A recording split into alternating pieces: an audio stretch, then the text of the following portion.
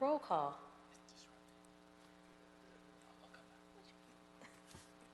Grimmick, Present. Hisrich, Mundell, Present. Ozzie, Here. Sharp, Presente. Vic, here. 6 members present and a quorum. Thank you. Okay, let's move to the approval of the minutes from the December 11, 2017 meeting. Move approval. Second. All right, any discussion? Okay, all for, I always say it wrong. All for the approval? Let's go for a vote. Aye. Aye. Aye. Any opposition? Okay, so moved. The minutes are approved. Thank you. Anyone here from Neighborhood Council that needs to make comments or would like to make comments this evening? Okay. Are there any cards for public comment? None? Okay. All right. We will move into item number 1, presentation on potential health impacts of cannabis use by minors by Catherine Branson, PhD candidate from UCLA School of Public Health and Rethinking Access to Marijuana. The floor is yours. Hi, everybody. Thank you so much for having me here. I'm really excited to present some of my research. I presented on this last summer at the at the National Cannabis Summit in Denver. And so when Nicole invited me, I actually said, yes, I do have something that I could share with you guys. So this is my dissertation research on the impacts of city medical marijuana regulations on adolescent marijuana use. But before I get started, I just wanted to point out this document that you should have gotten in your handouts or attachments.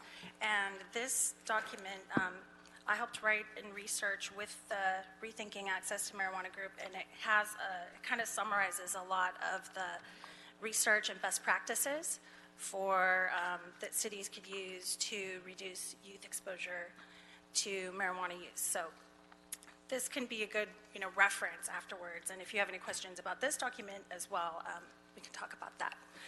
So let's get started.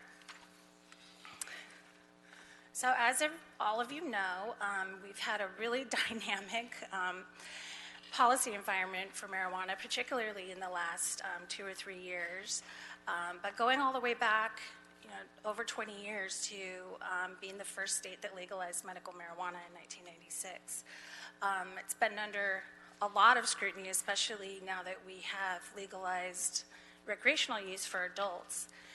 And one of the reasons why this has been such a hot topic is that studies with alcohol and other drugs show that in addition to the direct impact on behavior, that policy changes change people's attitudes about the social acceptability of drug and alcohol use. So it's been a concern among public health professionals that this increased availability will also be accompanied by increased social acceptance of marijuana use that will lead to more youth use. And that's a concern because substance use in general is really detrimental to youth, but it's also really normal. It's not going to be 100% prevented ever. It's not the end of the world if an adolescent tries marijuana, but it's a crucial point to target. It's a crucial age to target for prevention efforts because the research really strongly backs up that earlier and more frequent use is associated with greater harm. So if we can delay and minimize the amount of substance use that adolescents are doing, that can have a really important impact on their health and social and psychological development. And this is particularly relevant with marijuana use. And one of the reasons is that endocannabinoids, which are the neurotransmitters that marijuana compounds mimic, are specifically involved in many crucial processes of brain development. And we're really not sure of the long-term effects of replacing these endocannabinoids with exogenous cannabinoids from marijuana. And this may be one reason why, even though people who start using as adults, if they stop using marijuana, their cognitive function recovers completely. But longitudinal study suggests that people who start using regularly, and this is not just occasional or experimenting, but start using regularly as teenagers, that this cognitive deficit is maintained, and that it may be as much as an 8-point gap in IQ compared to their peers who don't use marijuana when they at that young age. So, but you know, these laws are relevant to adults. We're not regulating youth access to marijuana dispensaries. They still are not allowed to get into them. So how are these policy changes going to impact youth? And there may not be direct impacts on youth, but we need to consider indirect effects as well. And part of the reason is that we've seen from decades of alcohol and tobacco research that where there's greater density of, for example, alcohol outlets, there's greater youth use and easier access for youth despite these age restrictions. We also know that an unknown portion of medical marijuana that's legally sold does get into the hands of kids. For example, kids in drug treatment, 75% of, this is from a study in Colorado, reported that they had used someone else's medical marijuana within the previous year. So that's the big question is, do city policies that allow marijuana dispensaries impact marijuana use among students that attend school in that city? So I expected that it would impact the cities that allowed marijuana, that the students would report more lifetime and recent use of marijuana. And to study this, I looked at the municipal codes for the 88 cities in LA County, and then the county ordinance, and I used the California Healthy Kids Survey to measure student marijuana use. So the city policies, the muni codes, they're public record, they're available online, nearly all of them, or else you can get them from the city clerks. And I applied the LA County policy for the unincorporated areas where there were a lot of schools located as well.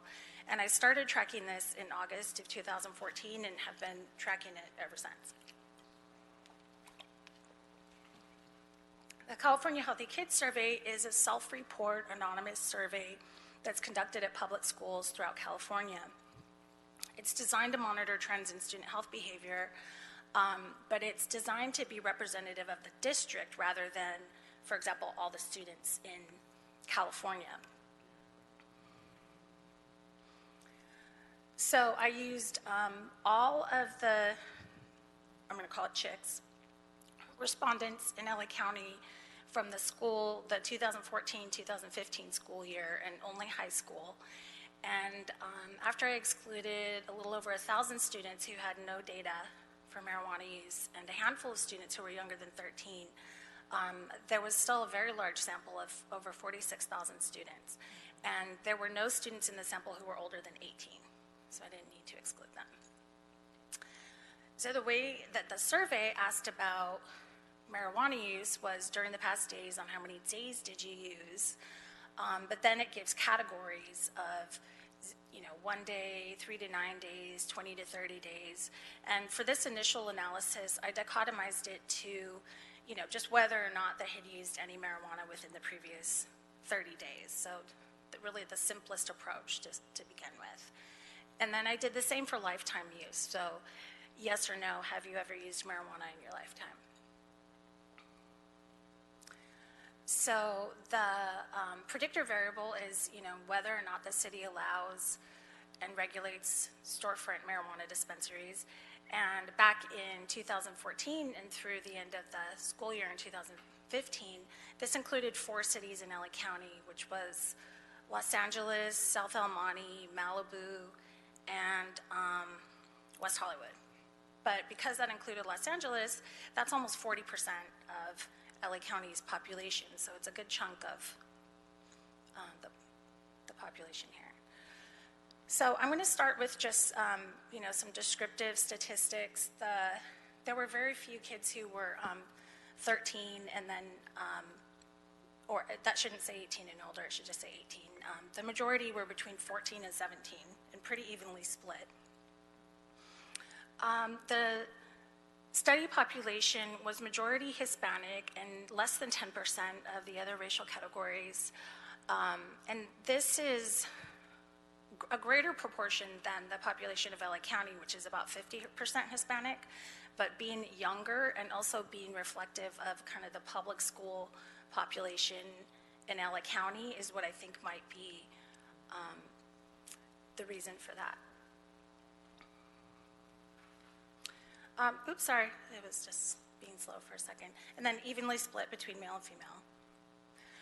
And so looking at student marijuana use, not too high overall, although it's a little disconcerting to see that any kids are using marijuana at school. But recent marijuana use, so within the last 30 days, was only 15%, and then less than a third had ever used marijuana in their lifetime. And looking at it by race ethnicity, I'm starting just with lifetime use here, so the green bar. It was highest among Hispanic, American Indian, and mixed racial ethnic categories, and then very low among Asian. And the same patterns were borne out for recent use and recent use at school.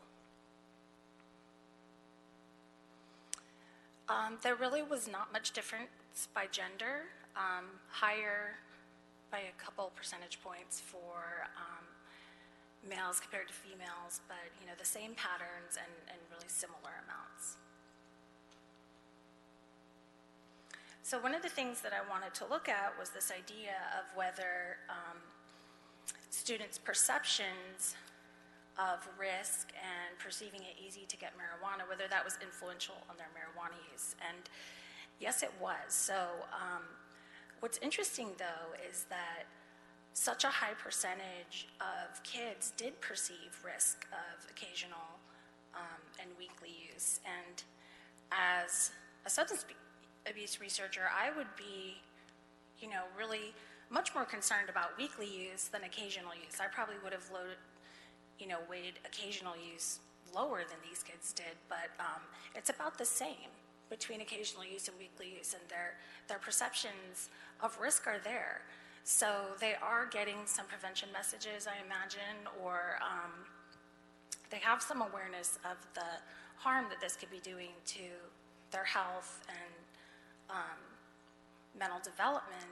But at the same time, we can see that even among kids who didn't use at all, that the majority think it's easy to get. So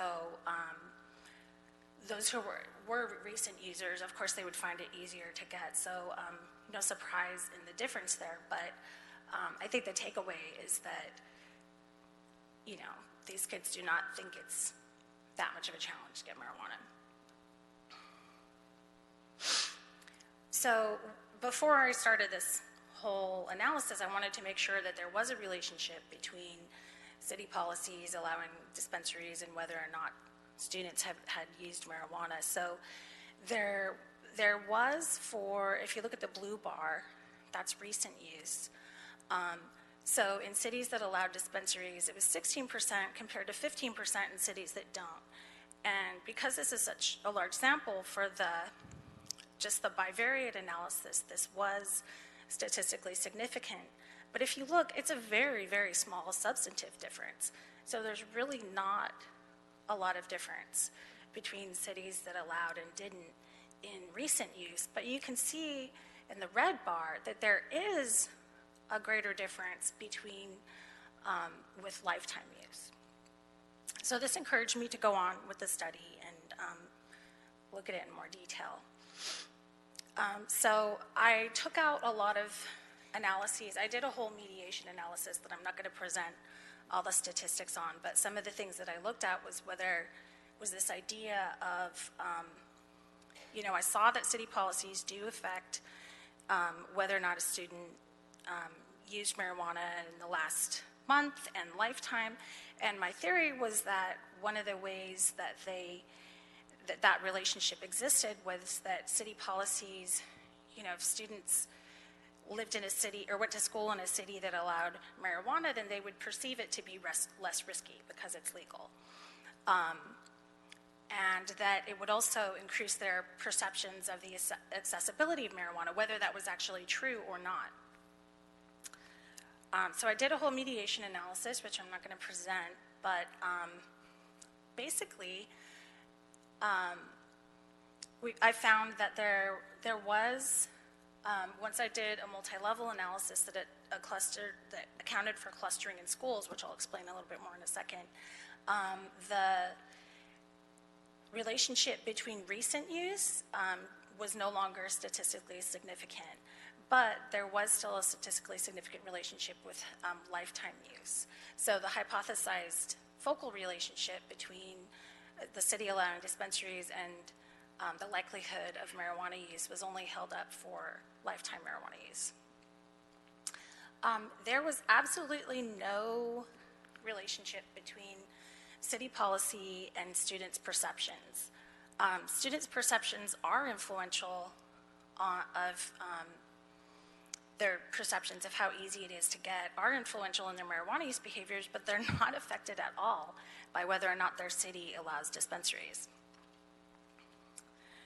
And I found the same for perceptions of risk. So perceptions of risk are important in whether or not a student, in the likelihood of a student using marijuana, but it really had zero relationship to whether or not their city allowed dispensaries. So my theory that this is one way that city policies could be influencing youth behavior was not borne out at all.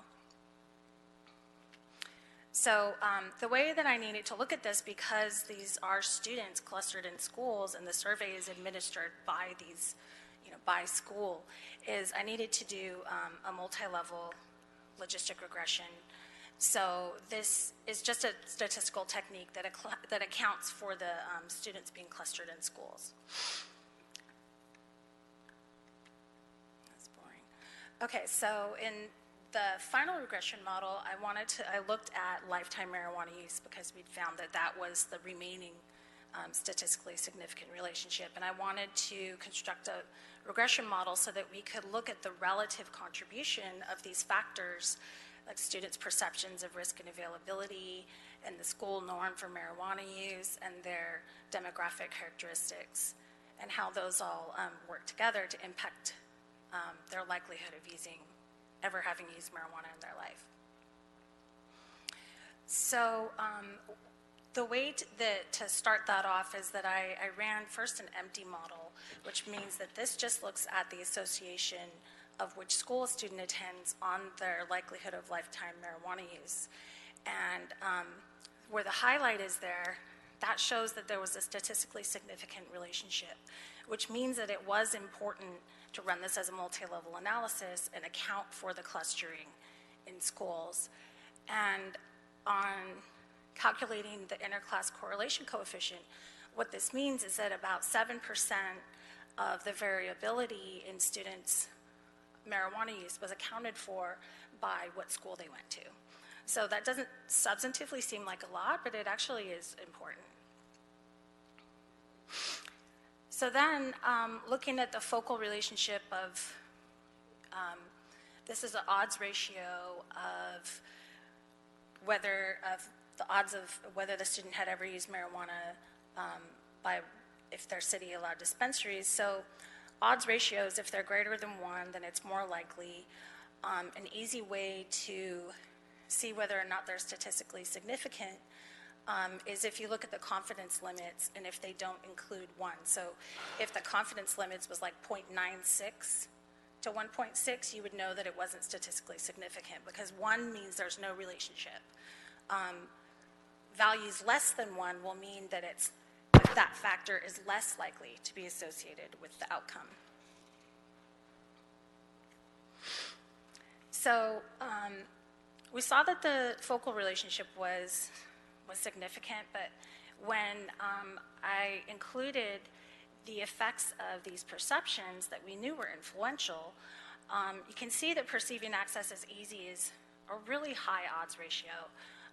This kind of makes sense. I mean, if if you've ever done it, you would perceive being able to get it was easy.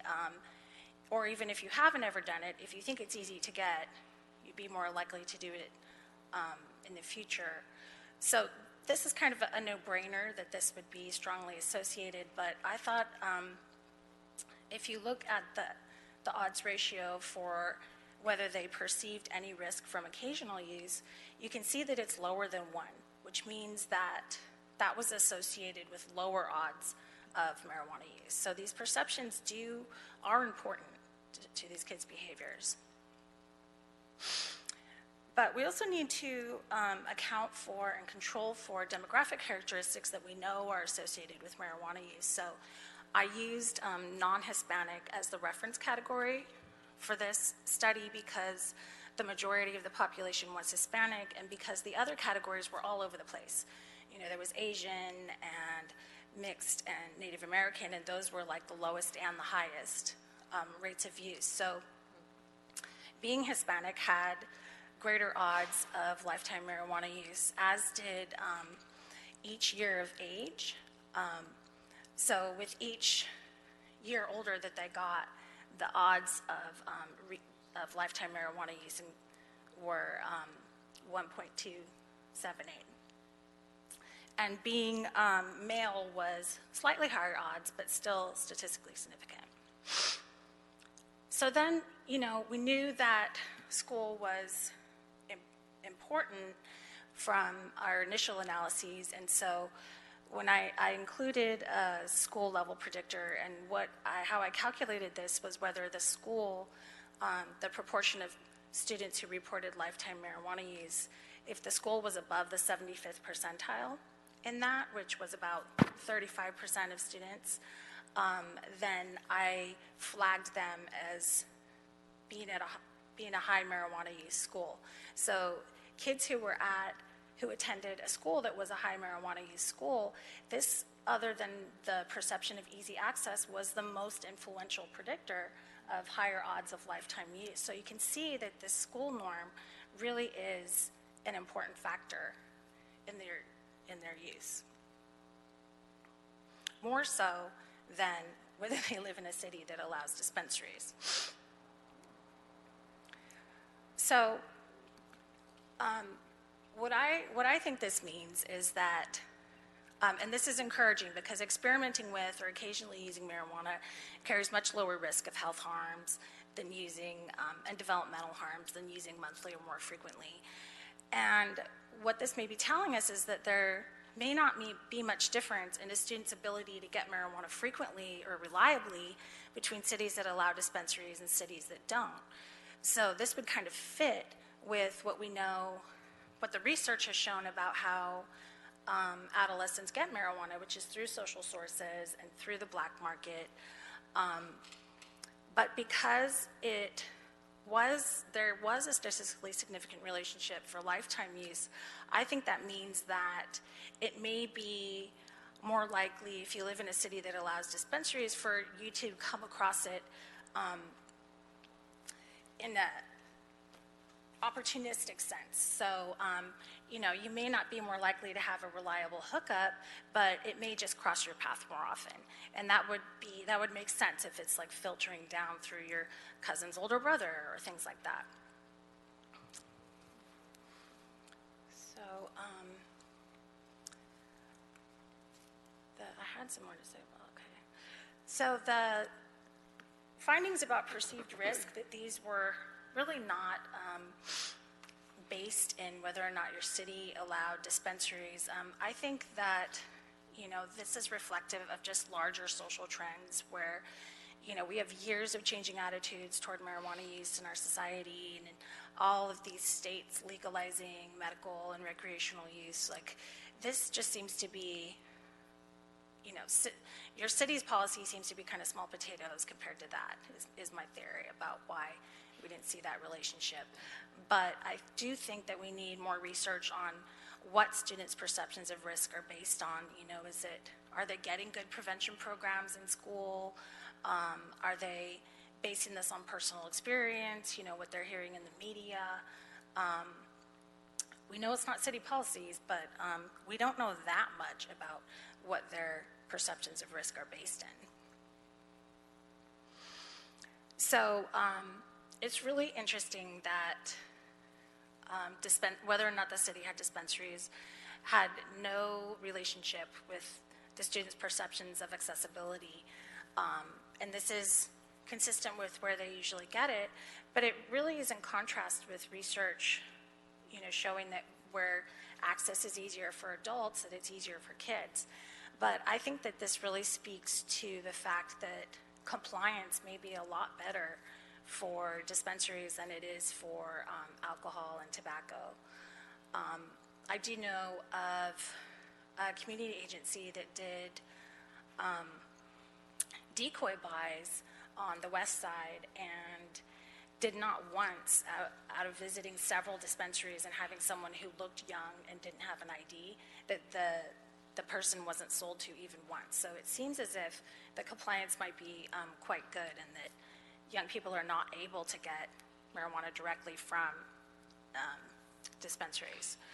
So I also want to, highlight the point that even though most of these kids think that access is easy, that's not determining their use, because only 15% have used recently, and only 28% had ever used in their lifetime. So even though they perceive it easy to get, they're not running out to use it. So I think it's important to do more research about, what is deciding, what does go into the decision of, whether a kid's going to use. We know that, the norms in their school are important and their peer groups, but I think we need to do a lot more qualitative research in that vein to be able to develop better prevention programs. So it looks like, preventing direct youth access to marijuana from dispensaries has been quite successful, but preventing diversion after sale, not so much. So I think that this really needs to be a priority in Los Angeles and, in other cities that are allowing medical and recreational use, is what can we do to prevent this filtering down to youth? So, does that mean changing our social host ordinances so that they include marijuana? It's going to be tricky, because once you start looking at social sources, what are you going to, how are you going to approach that? It gets to be kind of delicate. But I think we also need to look at other factors that influence students' perceptions of the health risk of marijuana use, because nationally we know that these perceptions are falling, but we saw that in this school population that they were pretty high, but that they still didn't prevent use among even the kids who were users had pretty high readings of the risk, but they used anyway. So, what is going on there in that decision making? So, some limitations of the CHICS data is that it is self-report, and it's not intended to be representative of all California students, but each district. Also, I think it's really important to note that dispensaries are found in cities or areas where they're not allowed, especially in unincorporated LA County. So I could have had a city noted in the data as, having a ban in place, and so they would be counted as not, the kids weren't exposed to dispensaries there, but they very well could have been. So that kind of attenuates your results. But the strength of this data is that it's really the only data available that has the sample size to be able to look at trends in youth marijuana use at the city level. So the big national surveys cannot use to look at things at the city level. There's even, the less populous counties can't even use those estimates because they're too unstable. So this is a really important data source to be looking at the impacts of city-level policy, which there's very, very little research on. So that's it. I welcome your questions or any comments that you have. about this, so, this research or marijuana in general. Thank you so much for coming and sharing that awesome information. Just for the record, I came across Katie, or met Katie at a Tobacco Coalition meeting, and she also came to a workshop at the Empowerment Congress Summit 2 years ago around impending legislation around recreational use of marijuana. So I thought it would be a great idea to have her come and talk to us about sort of this other aspect that I think many people may not have considered. So thank you for that. And one of my questions, you talked a lot about, well, not a lot, but you did mention about marijuana use at school. Is there any indication, and from personal experience, my daughter is almost 21 years old, but there were conversations about, the brownie person, the guy that sold the brownies, or the da-da-da-da-da. Is there any indication or thought about or conversations about what the schools are trying to do to control that, or if there is even any way to try to control that kind of thing? I don't have hard data for you on that, but I've heard a lot of frustration, especially as vaping has become, kind of the standard way for young people to use, because it's so much easier to conceal. It doesn't smell as much. So I think it's just become harder and harder for school administrators to control and to, catch kids doing it. As members of Rethinking Access to Marijuana, like we really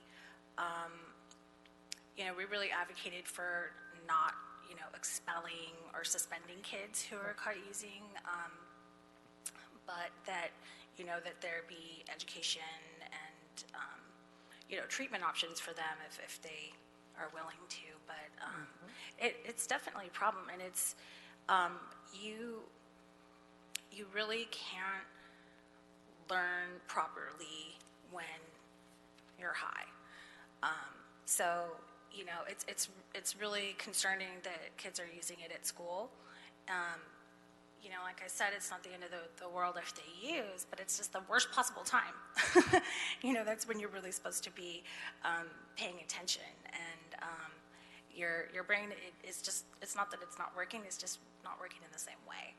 So if you're not high when it comes time to take your test, your recall is going to be different. It's really concerning. Okay. Yes, Commissioner.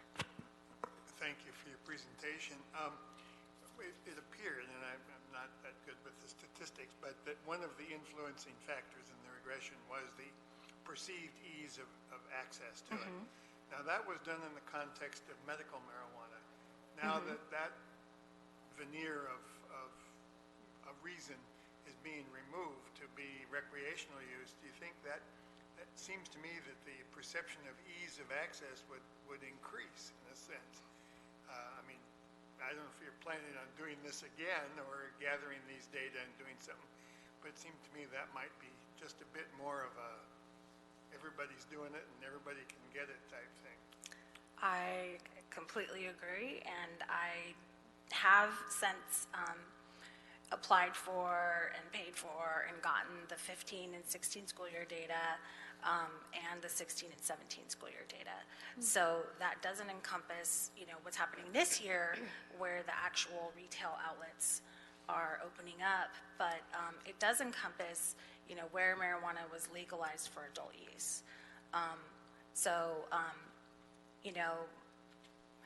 That would be reflective of the social norm changing and attitudes maybe changing and beliefs changing before the actual establishment of more outlets. So it's going to be really interesting to look at, is there a change in behavior before there's an actual change in the outlet density? So. The veneer, if you will, of medical usage, that may also, if that is removed, that may change the perception of its health impacts as well, I suppose. Yeah. To some degree. We don't know, obviously, until those data are analyzed. Yeah, I agree. I think there's a substantive difference in this is safe for everybody to use, thinking about it that way compared to, this is for certain people who have specific health problems, which is, the way that it was presented in the past. So depending on how much kids were buying into that, there really could be a change in perception, especially of the perception of risk. That's where I would expect to see changes, is that, well, it's like alcohol, it's available, for all adults. So I can't wait to get into that data. So stay tuned. Commissioner Ossie? Okay. So I was interested to find out if there will be an opportunity to maybe conduct focus groups with some of the youth to gather some information about whether or not they're choosing use for self-medication. So if there's maybe some, other behavioral health challenges that they may have, and in lieu of taking psychotropic medication, they're choosing to self-medicate with cannabis. Mm-hmm. That would be wonderful. I don't know what's in the works in that regard. Certainly, Chicks does not do, to my knowledge, any kind of qualitative. It's just survey-based, like the questions that you saw. But I imagine that somebody is doing qualitative research with adolescents and the reasons why they use, and that is exactly the kind of thing that would come up. But I can't point out any, studies that are going on right now. I don't know, maybe LA City can set aside some funding. I'll apply for it. It was a wonderful presentation, and your data Thank you. appears to be excellent and well analyzed.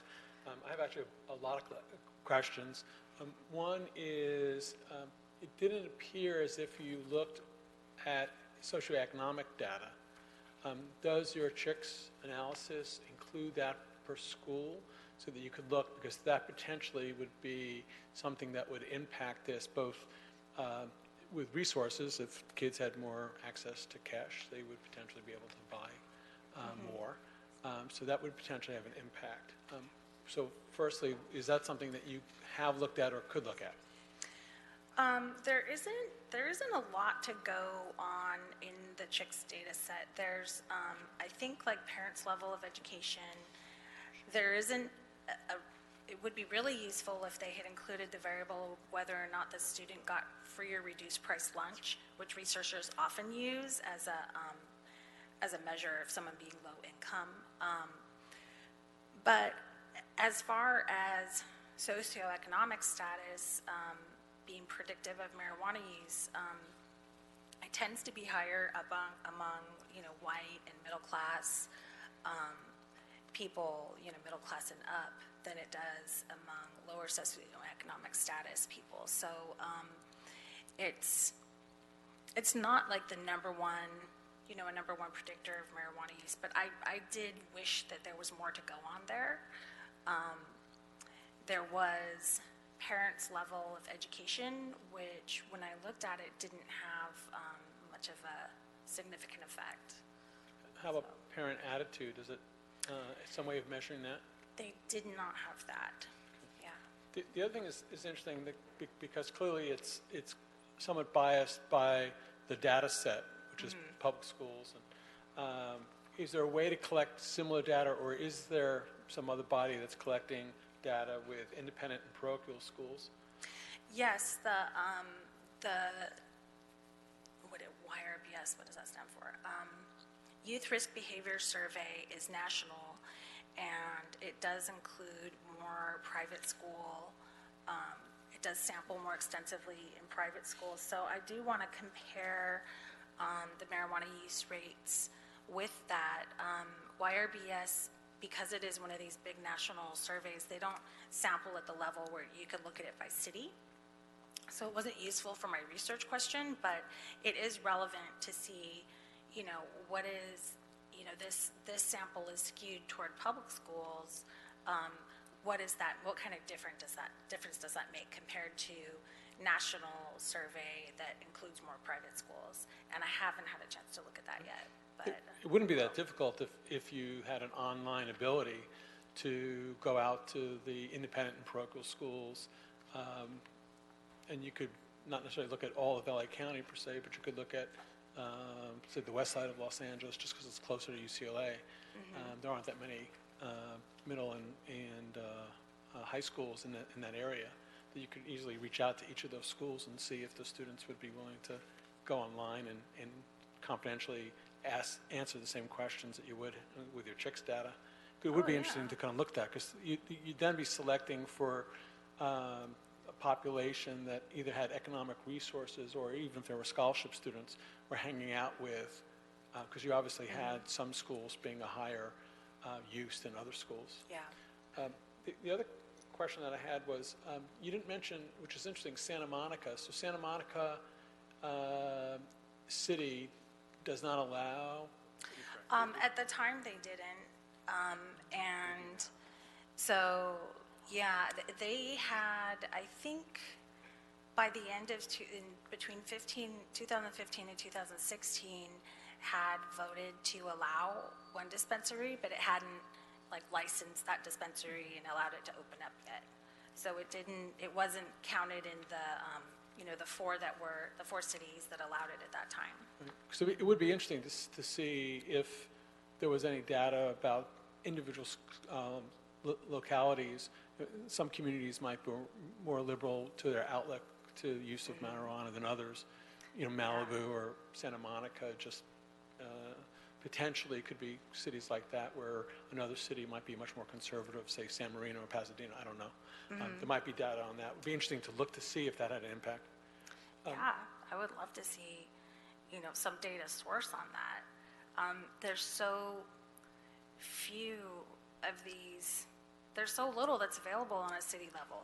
I feel like I'm one of the only people that's interested in comparing cities, and then when I come here and we're all interested in the same thing, like what's the difference between these cities and the different socioeconomic status cities, and is it more common in Malibu and West Hollywood, but then it's also now it's also legalized in Huntington Park, so there's not we have a nice diverse set developing here that we could compare, but there's no data to date.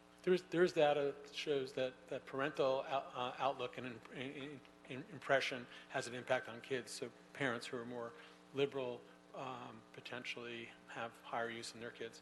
The last thing, because you do have school-by-school data, looking at the way you've analyzed it, it would be interesting to overlap graduation rates, or in moving from one year to another year rates. So if you looked at your schools that were higher use, it would be interesting to see if that had an adverse or potentially, a positive impact on graduation. But it'd be really interesting to look at that data, because that'd be something to be useful for the school systems to look to see, is this really impacting and something they need to focus on or not? Yes, absolutely. That is a great idea for a really short but relevant paper, is comparing, seeing if there's a statistically significant difference in graduation dates graduation rates according to the proportion of kids in that school and their lifetime marijuana use. Or perhaps you can get an undergraduate in the School of Public Health to help you with that, crunch the data. Yes. We're adding to your work. Thank you for your excellent presentation. Thank you. Commissioner Sharp? Thank you, President Vick. I disclose to fellow commissioners, I've done extensive work for the cannabis industry over the last year, supporting a number of entrepreneurs that are pursuing the social equity program in Los Angeles and in other cities. So I'm very familiar with it. When we have to take a vote, I would certainly abstain for that reason. I offer the following considerations from a health standpoint. First and foremost, the widespread misperception that there's this explosion in access points. That's just not happening. The overwhelming majority of cities in the county have chose to offer no storefront. So there is no substantial increase across the county. There's a handful of dispensaries being potentially licensed in a handful of cities. In the city of Los Angeles, the vast majority of locations will be medical dispensaries that will convert to adult use. Because of the radius maps that were drawn from a planning and land use standpoint, there's not a lot of additional land to be converted to this. And of course, the real estate prices in Los Angeles being what they are. So I don't share the sense of caution and concern around a rapid expansion in the availability, because a number of the entrepreneurs I've been working with are not able to expand. I'm just aware of it from that regulatory standpoint. Okay. The two most important considerations, I think, regarding preventing excessive youth consumption are, one, the actual way in which the transactions occur. The dispensaries have extraordinary security and precautions around the way you check your ID. Even at my age, my ID is checked every time it's put into a database. There's great liability for them, so I would expect that to be upheld. But the transition over the next couple of years from the industry standpoint is anticipated to be web-based delivery that will create a hub and spoke system using the dispensaries as the sort of warehouse, in effect, for a series of micro distribution programs to meet consumers at their residence, in a similar way to how Uber Eats or Grubhub or any number of web-based delivery services works. So if there was interest within the commission in trying to ensure that youth were not getting their hands on a product that's currently or remains illegal for youth access, I would advise that to be the primary area of oversight is the extent to which the delivery system is being monitored with the same quality control mechanism that I do think is strongly in place at the facilities themselves, at the dispensaries themselves. The second consideration, if again one is concerned about youth consumption, is the way in which the school system approaches in various pendulum swings the searching of backpacks or not, and the wanding of students for weapons and drugs or not. That's been a pendulum that swung back and forth in my lifetime. I remember high school, it went away. It's back now after a weapon was found at a gun went off at Sal Castro Middle School nearby. There probably are ways to look at that from a research standpoint in terms of what are the high marijuana use schools and whether they do have protocol in place to see. But I think from a broader public health standpoint, the most important thing is to try and equip young people with comfortable pathways to have conversations with adults, to ask people they may trust about their own habits and whether they're jeopardizing their health or not. I think the availability of this product is so ubiquitous at this point. The price in these dispensaries is very high, as was demonstrated in your research. The explanatory point for why they're still getting on the black market is the price differential. If someone has personal cultivation in their backyard, or they know someone who's growing it in the forest, there's no reason to go to a dispensary. It's so expensive at the commercial level now for the extract-based products. So I think the main issue is to try and ensure that young people have an opportunity to talk to an adult and to get help and advice if they believe that they are pushing themselves too far. But I think that the change in the regulatory environment is much less dramatic as it relates to the findings that you're describing, and therefore I wouldn't anticipate a significant change, except in that there may be some way in which the new delivery system unintentionally creates access points that have not been anticipated or perceived. As we all know, technology is such a fast-moving game. So I stop there with that statement. Yeah, I agree. It's going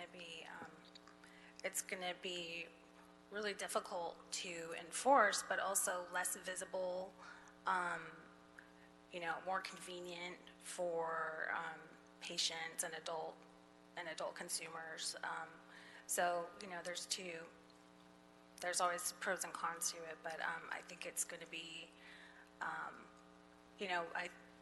the compliance appears to be there's no research on it, but the compliance with dispensaries, storefront dispensaries, does seem to be very, very good in preventing youth access. So, like you said, will we be able to maintain that with delivery, which is, if you look online at Weed Maps or something, like the number of delivery-based businesses has increased a lot. And so, I really agree that that's going to be the paradigm for how everybody gets it, for adults. And then, youth will likely continue to get it through social sources, and we don't really have good approaches to prevent that.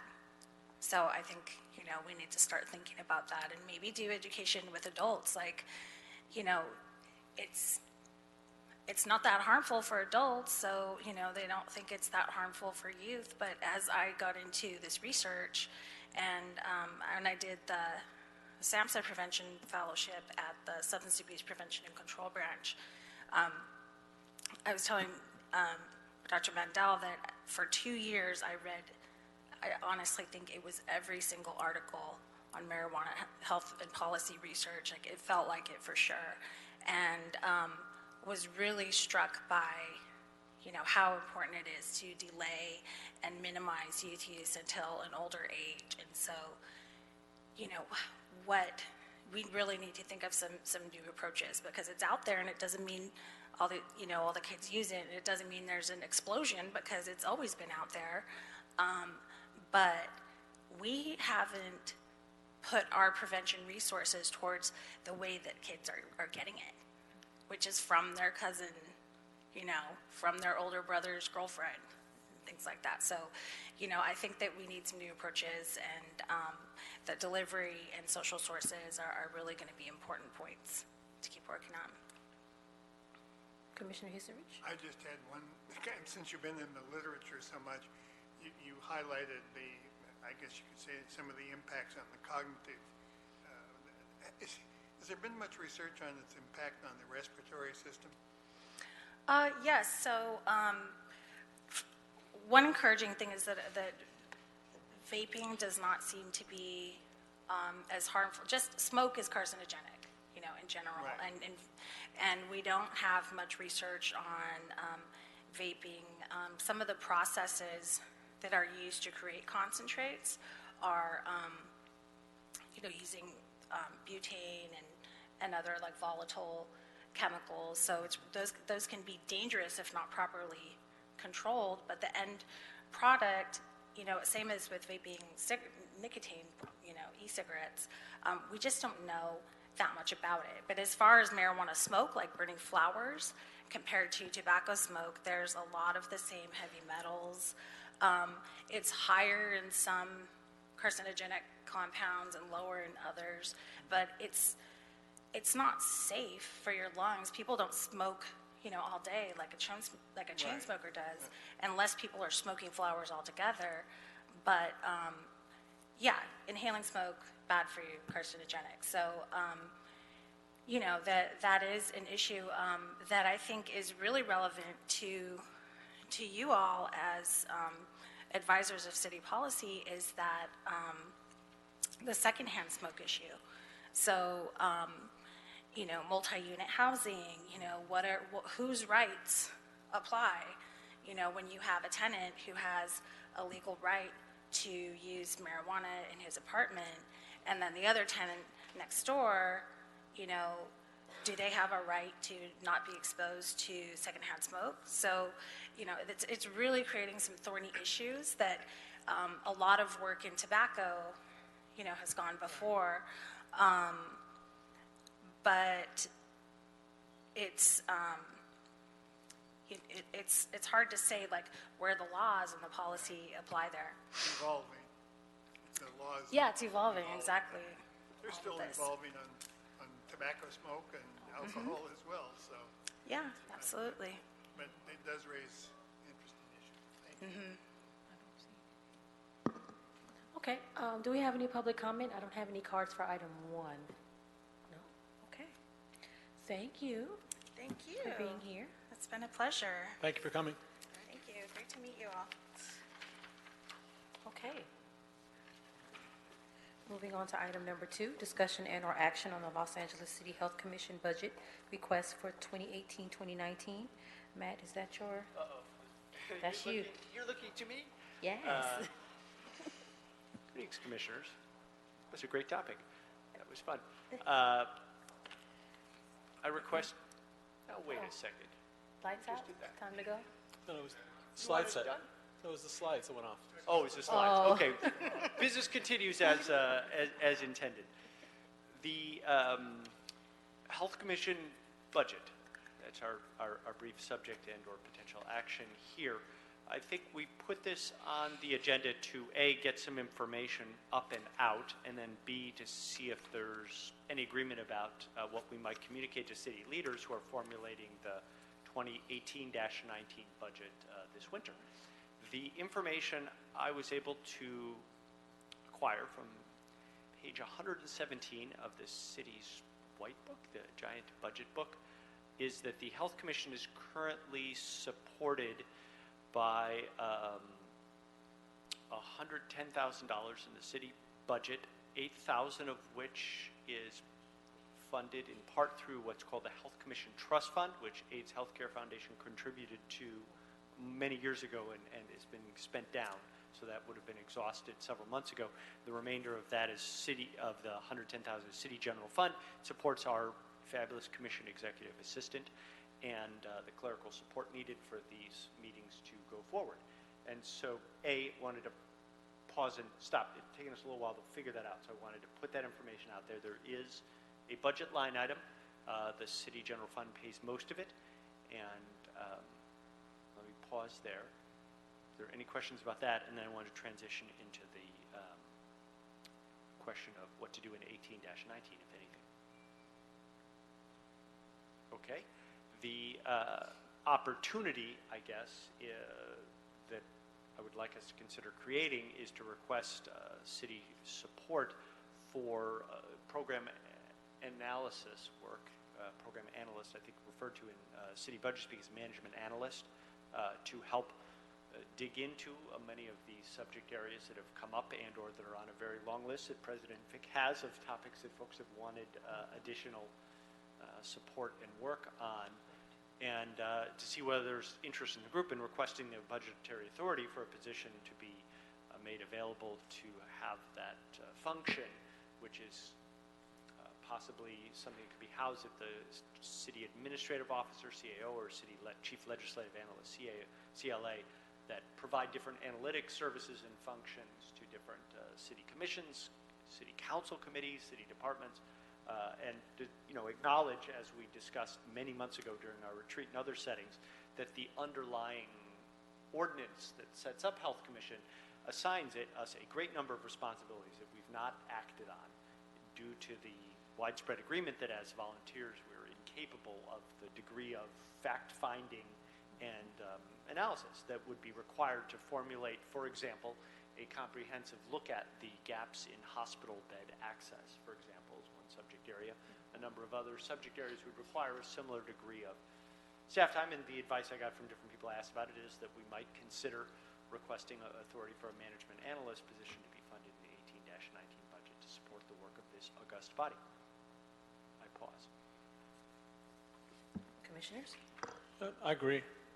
I think that the city council really has to decide how they would like us to function. But if they want us to function in a way that we can actually give them serious data, then we're going to need to have adequate funding to do that. And whether that would be, one full-time analyst or even more than that, because it would not be inappropriate to spend money on collecting data or giving a grant to, say, one of the schools of public health to help analyze data specifically that we want with that analyst. So I mean, clearly there needs to be some funding if the city council really wants us to do that. If they don't really want us to do that, then we're going to function the way we've been functioning, which is unfortunately not to the level that potentially we could do. Other comments? Questions? I think one of my questions is, how do other commissions, I know we've probably had this conversation before, but is there someone on other commissions that do that work? Well, virtually all the other city commissions are providing some degree of oversight in concert with the functions of a city department. Right. Or perhaps in a couple other examples, sort of more directly associated with the mayor's office. But in either case, there are full-time city employees carrying out various services and duties to which the commission is engaged. And I serve on another commission that oversees some of the work of HCLA, the Housing Community Investment Department. There's many staff available to answer any sorts of questions and produce any kinds of things. They're really department staff. And so because there's no city health department, this has existed in a undeveloped space where the city council set up the objective for the commission to do these things, but without a department other than the clerk's team for the responsibility of producing the agenda and Brown Act compliance and minutes and some of the correspondence functions. there isn't a city department as responsible for moving forward the work that we're talking about. So it hasn't been owned anywhere, which is part of the reason we're at the 2.5-year mark, and this is starting to come up. Right. We know historically that AIDS Health Foundation had a big desire to have a functional commission and was so generous to help give us some initial startup funding. Do they plan to continue to give us funding? Do we know? I have no idea. I haven't heard anything. Our customary representative, Adam Cohen from HF, is not with us today. I certainly wouldn't want to speak on their behalf without his testimony to that. But We should inquire. We should inquire. Okay. They have succeeded in formulating the Health Commission Trust Fund, which is an account into which private donations have accrued in the past, but I can't speak to their future plans. So that should be an ask. I'll make a note of that. Yeah, Other thoughts? And I guess the other, question is whether anyone else has a different way to sort of think about how to best go forward. This is my thought, but I'm open to other suggestions for how we, present this or frame it, or what we would describe as what we need.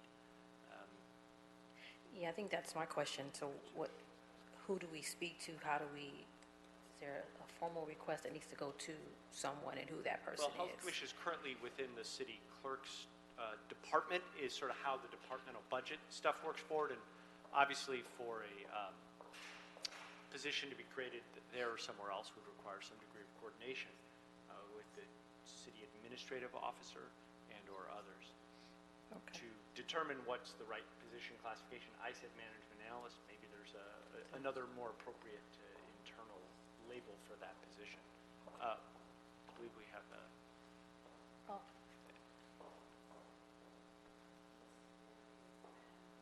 Oh, great. Perfect. Hello.